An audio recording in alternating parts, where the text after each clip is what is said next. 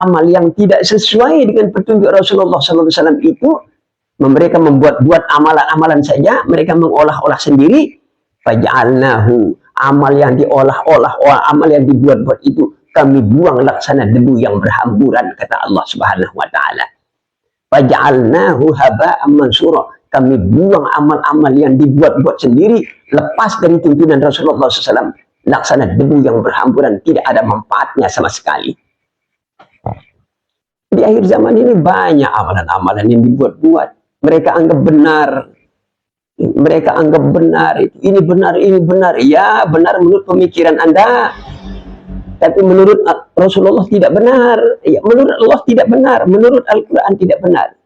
Jadi garisan kita adalah Al-Quran dan hadis Rasulullah SAW. Baru dikatakan sawaban, benar oleh Allah dan Rasulnya. Ma'asyiral muslimin jamaah rahimakumullah. Yal a'mal allati kana ala ghairi sunnah.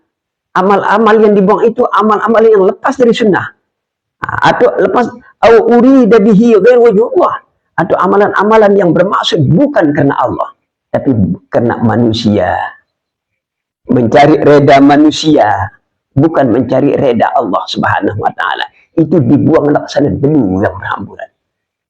Maka orang yang tidak ikhlas mencari reda manusia, bukan mencari reda Allah, itu mereka besok di akhirat disuruh mencari surga kepada manusia yang dikarenakannya itu. Ya. Ma'asyiral muslimin jamaah rahimakumullah.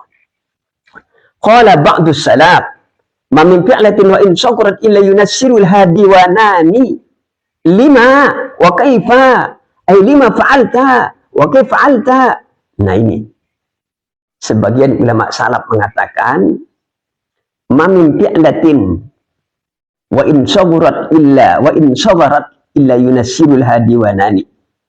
Tiadalah satu amalan, wa in sabarat, sekalipun amal itu nilainya kecil, ya, illa, kecuali yunassirul hadi wa nani, melainkan dikeluarkan dua buku catatan, diwanani, dua buku catatan, ya. Catatan yang pertama 5. 5 di sini kalau bahasa Arab bukan angka 5, tulisannya lam min 5. Untuk apa Anda lakukan amal ini? Untuk apa? Itu buku catatan pertama. Ya, bunyinya 5, untuk apa Anda lakukan ini? Apa untuk Allah atau untuk manusia? Atau karena manusia? Lalu buku catatan yang kedua, wa kaifa? Bagaimana Anda lakukan? Tadi untuk apa Anda lakukan ini? Sekarang wa kaifa? Bagaimana Anda lakukan ini? Sesuai dengan tuntunan Rasulullah SAW, atau jangan Anda buat-buat sendiri atau beride sendiri dalam beramal. Maka soalan yang pertama, an illatil fi'li wa ba'isihi, tentang sebab-sebab kita melakukan dan mendorong kita untuk melakukan itu. Ya, mungkin Bapak melakukan suatu amal karena hazun ajilun, itu karena kebahagiaan sesaat saja. Ada orang melakukan amal, hal huwa hazun ajilun, apakah dia melakukannya dengan kebahagiaan sesaat, min huzuzil amil, dari kebahagiaan orang yang melakukannya, wa gharduhu min aghradi dunya, atau tujuan-tujuan kena dunia, bi mahabbatillah, karena ingin dipuji orang, au khafu zammahum, atau takut dicela orang, au istijlabu mahbubi ajil, atau untuk memperoleh kecintaan sesaat, au dafu makruhin ajil, atau menolak kebencian sesaat. Bisa-bisa jadi orang beramal mungkin kena dia mahabbatul madah minan nas. Mahabbatul madah itu kena pujian manusia. Oh, supaya dia dipuji beramal ini. Itu dibuang laksana debu besok di akhirat. Ya.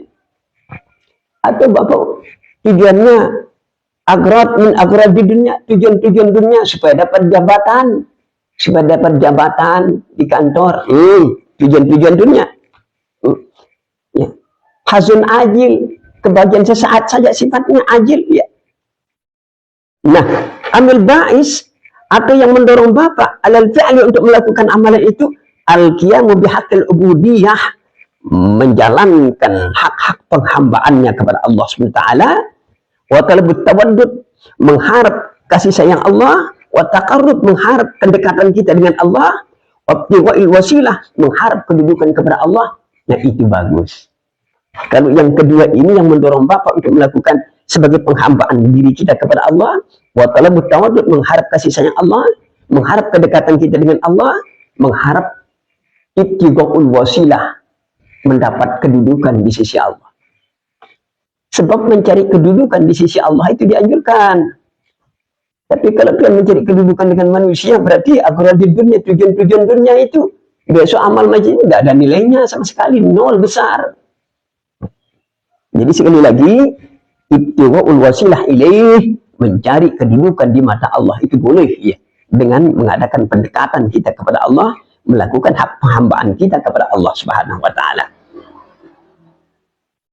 Ma'asyiral muslimin jamaah rahimakumullah.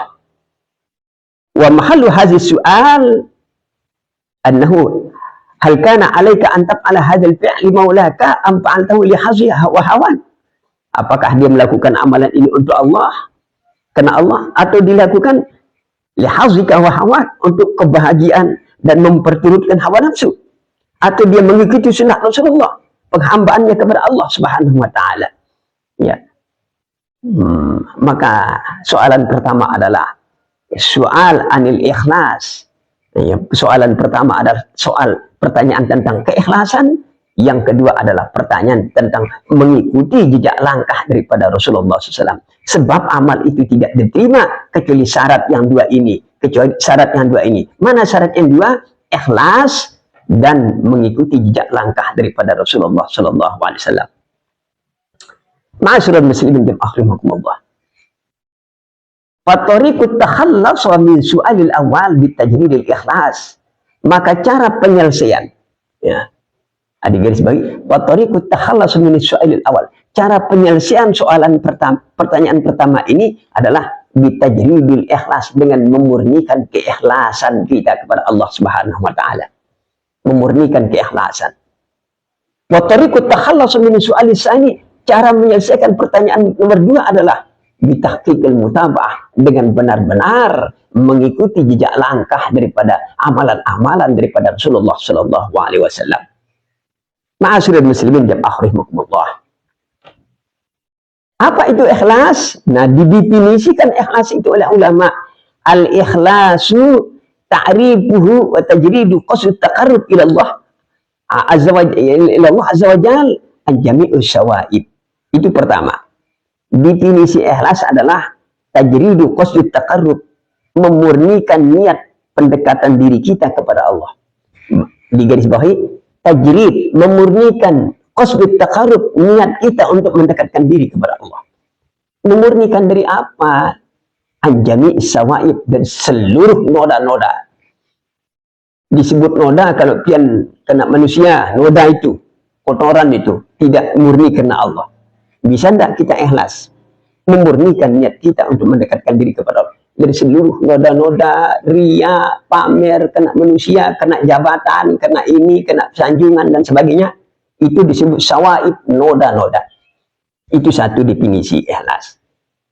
Ada yang mengatakan definisi ikhlas itu adalah ifradullah, mengesahkan Allah bil qasdi bit ta'at, dengan niat untuk melakukan ketaatan. Itu mirip-mirip ya definisinya. Tadi memurnikan niat untuk mendekatkan diri kepada Allah dari semua noda. Sekarang ada ulama mengatakan definisi ikhlas itu adalah ifradullah, mengesahkan Allah. Ada kaitannya dengan tauhid, bil qasdi wat ta'at, dengan meniat untuk melakukan ketaatan. Itu.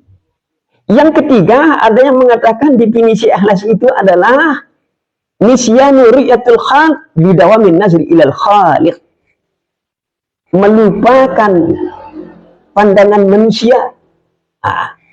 Nisyanu ru'yatul khalq, melupakan ru'yatul khalq, pandangan manusia, bidawamin nazri ilal khaliq, dengan secara terus-menerus memandang kepada Allah Subhanahu wa taala.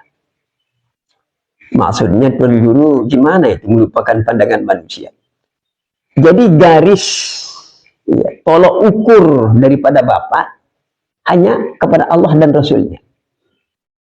Kalau tolok ukurnya Allah dan Rasulnya agama, Bapak tidak hiraukan pandangan manusia itu.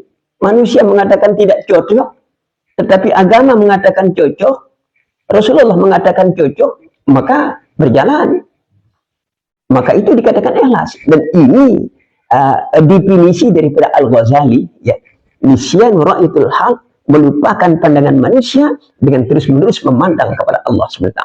Sebagai garisan utama dalam menjalani hidup ini adalah benar menurut Allah dan benar menurut Rasulullah SAW. Contohnya banyak. Kalau bicara contoh, seorang ustadz, misalnya seorang kiai, seorang guru misalnya, datang ke undangan besar, undangan terhormat, tapi salahnya kiai ini menurut pandangan manusia, salah menurut pandangan manusia yang awam, tapi menurut pandangan agama dan Allah dan Rasulnya benar. Maka contohnya seorang pengguru besar misalnya menghadiri undangan